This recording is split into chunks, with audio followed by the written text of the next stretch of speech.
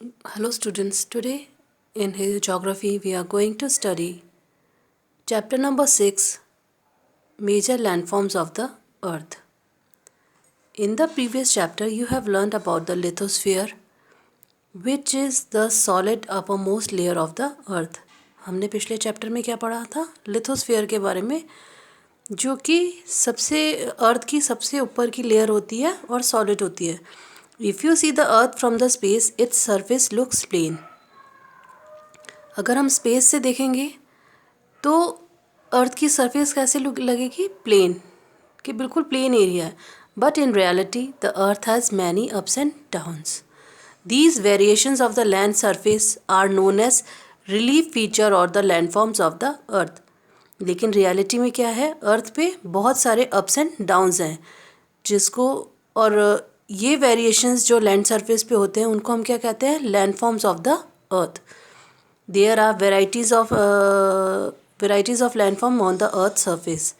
These landforms include plains, plateaus, mountains, hills, valleys, etc.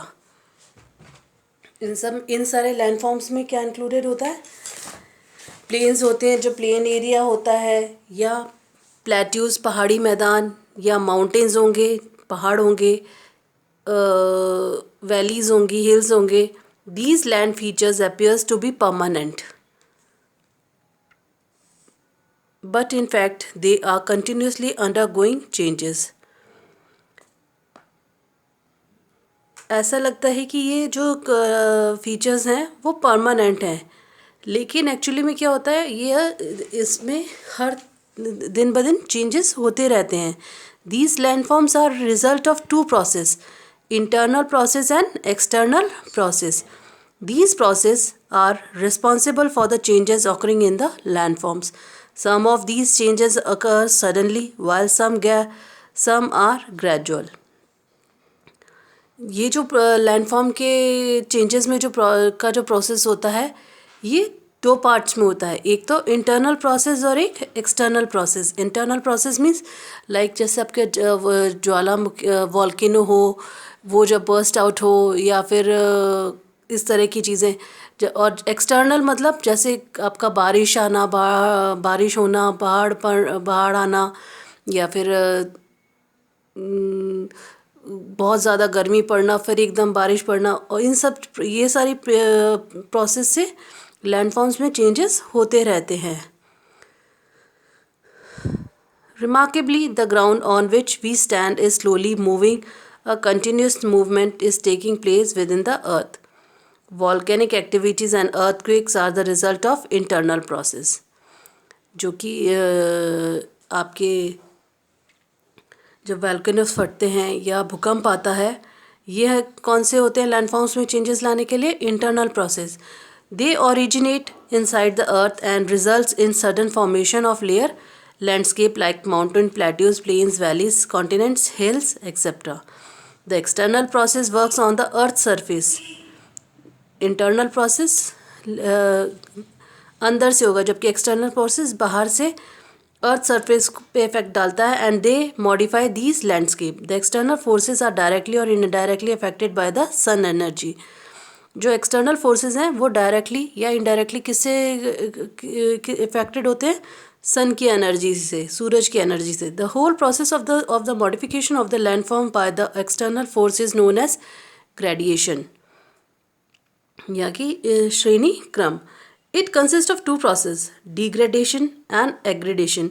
In degradation, the elevated landforms of the earth are lowered down by the various agents, wind, river, glaciers, oceans, currents, etc.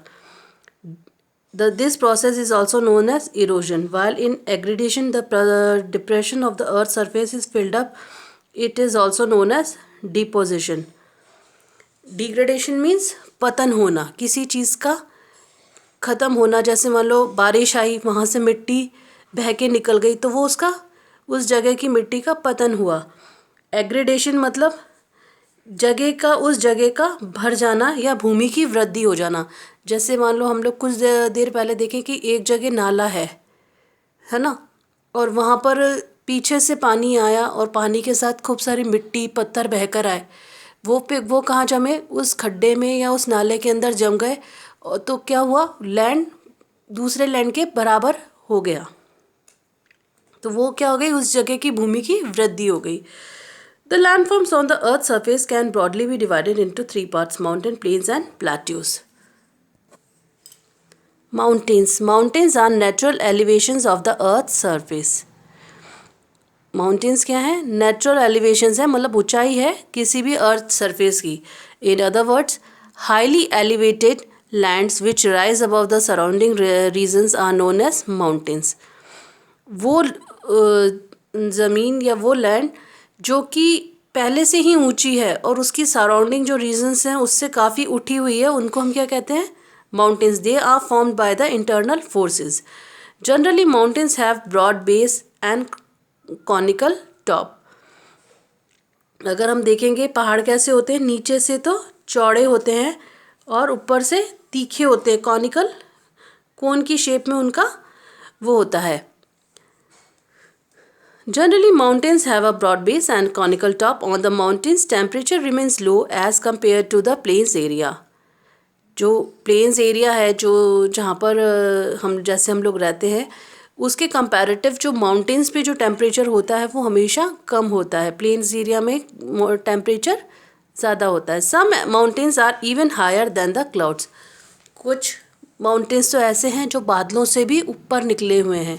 Such mountains have very cold climate. वहाँ पे का climate कैसा होता है, बहुत ज़्यादा ठंडा होता है. These mountains have large rivers of ice. They are known as glaciers. ऐसे माउंटेन्स पर जो बड़ी बड़ी रिवर्स होती हैं बर्फ़ की, वो क्या कहलाती हैं, ग्लेशियर्स कहलाती हैं. Glaciers are the main source of water for the rivers. Bultaro, Siachen, Yamunotri, Gangotri are the important glaciers of the Himalayan mountains. Mountains have great heights with sharp sloping features through which the rivers flow downwards. Mountains कैसे होते हैं, बहुत Heights पे होते हैं और उनके sharp sloping features होते हैं, उनके साइडों में स्लोप्स बहुत गहरे होते हैं. Through which the reverse flow downward, जिसकी वजह से पानी क्या है, हमेशा पहाड़ से नीचे की तरफ बहता है. Generally the mountains are found in continuous chains. These chains are known as the mountain range. Generally हम क्या देखते हैं कि माउंटेन रेंज कंटिन्यूशन में होती है. These range are usually found parallel to each other. These parallel range extend for about 100 of kilometers. The Himalayas in Asia, the Alps in Europe, and the Andes in South America are the example of mountain ranges. Some mountains are under sea also. Mountains were not there when the earth was young, and they may not be there when it become old. Like human being, mountains are born, grow old and die, but this is a long process.